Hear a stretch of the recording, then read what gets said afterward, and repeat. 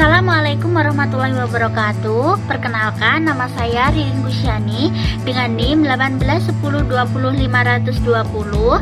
Di sini saya akan mempresentasikan tugas guna untuk memenuhi tugas ujian akhir semester pada mata kuliah Metode Intervensi Individu dan Keluarga yang diampu oleh Bapak Idan Ramdhani.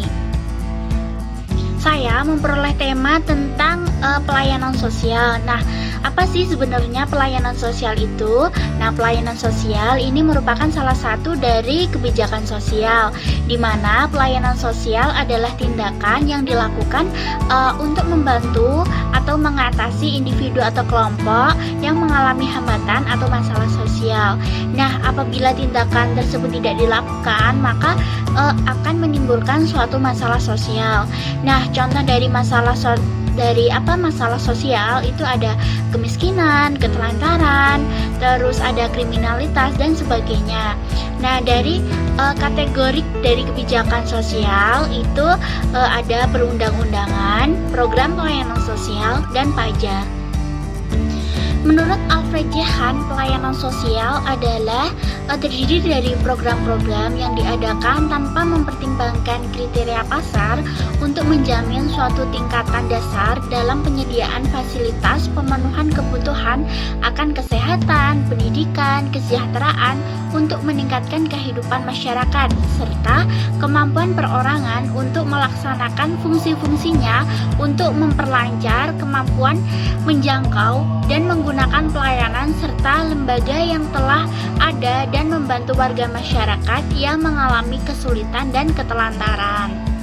Jenis pelayanan sosial itu ada 4 sifatnya, yaitu yang pertama preventif, yang kedua promotif, yang ketiga kuratif, dan yang keempat ada rehabilitasi. Nah, yang pertama tadi kan preventif. Nah, preventif itu merupakan pelayanan sosial yang sifatnya memberikan pencegahan. Nah, contohnya itu ada sosialisasi tentang COVID-19 misalnya. Terus yang kedua itu ada promotif, yang merupakan pelayanan sosial yang sifatnya adalah mempromosikan. Contohnya adalah mempromosikan penggunaan masker.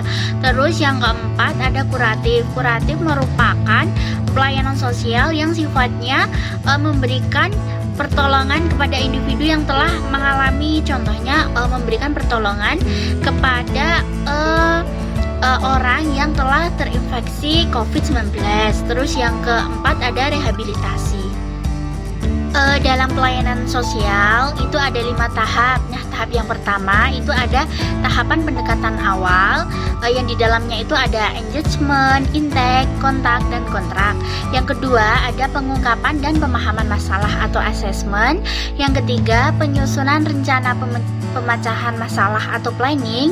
Yang keempat pelaksanaan pemecahan masalah atau intervensi. Dan yang kelima ada evaluasi. Kemudian tugas-tugas pelayanan sosial yang pertama adalah memperkuat fungsi keluarga dan individu dengan peranan yang selalu berkembang. Yang kedua, menyediakan saluran kelembagaan baru untuk keperluan sosialisasi, pembangunan, pemberian bantuan. Yang ketiga, mengembangkan bentuk lembaga baru untuk melakukan kegiatan baru yang diperlukan oleh individu, keluarga, dan kelompok. Pembahasan selanjutnya yaitu tentang jenis dan cakupan pelayanan sosial. Nah, pertama itu ada jaminan sosial. Jaminan sosial adalah sistem pemberian tunjangan yang menyangkut pemeliharaan penghasilan. Nah, di Amerika Serikat dan beberapa negara di Eropa seperti Perancis, jaminan sosial biasanya menyangkut asuransi sosial seperti asuransi kesehatan, terus pensiun, kecelakaan kerja, dan kematian. Nah, di negara lain, jaminan sosial mencakup bantuan sosial yang berupa uang atau barang yang diberikan kepada kelompok miskin tanpa mempertimbangkan kontribusinya. Yang menjadi sasaran bantuan sosial biasanya adalah anak-anak terlantar, lansia terlantar, penyandang cacat yang tidak mampu bekerja, dan yang lainnya. Yang ketiga ada kesehatan. Nah, kesehatan merupakan salah satu faktor utama penentu kesejahteraan sosial. Orang sejahtera tidak hanya yang memiliki pendapatan, akan tetapi juga sehat lahir dan batin. Kemudian yang keempat ada pendidikan.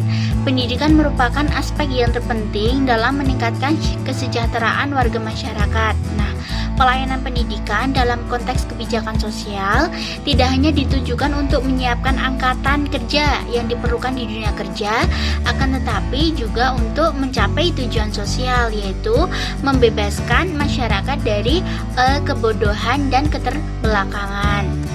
Terus keterkaitan implikasi pelayanan pendidikan dengan peranan pekerja sosial, yaitu yang pertama, pekerja sosial dan atau pekerja pendidikan spesialis terlibat dalam mengatasi masalah-masalah sosial yang terkait dengan pendidikan. Yang kedua, pekerja sosial biasanya terlibat dalam asesmen multidisiplin mengenai kebutuhan siswa yang sesuai dengan isu yang berkembang di sekolah. Yang ketiga, anak atau remaja mengalami hambatan belajar, memiliki kebutuhan pendidikan yang kompleks dan berbeda dengan yang lain atau remaja lain membutuhkan pekerja sosial.